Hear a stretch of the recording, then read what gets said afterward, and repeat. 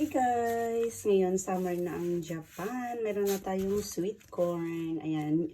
First harvest ito guys. Super sweet. Ayan. Ayan ang sweet corn. Buksan natin ang sweet corn guys. Ayan. Ano ito? Summer na kasi ang Japan. So, favorito ko talaga yung sweet corn nila. Napakatamis ng sweet corn nila dito guys. Ayan.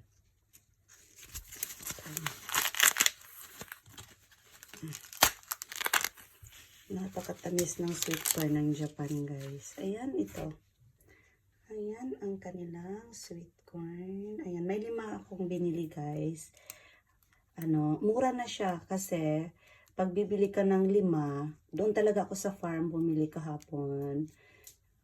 So pag 5 siya guys is mura siya. Nasa 880 yen. Ayan, ito siya.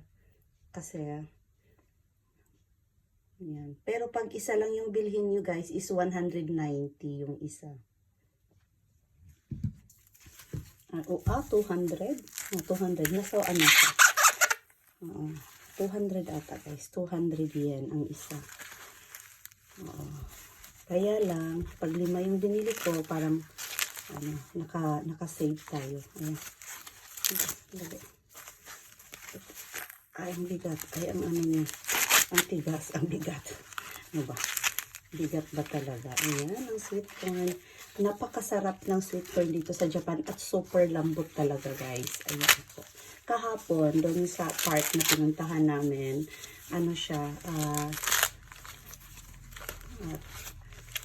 talaga, nila, yung inihaw na sweet corn talaga, ang kanilang sinerve. Kaya ayan.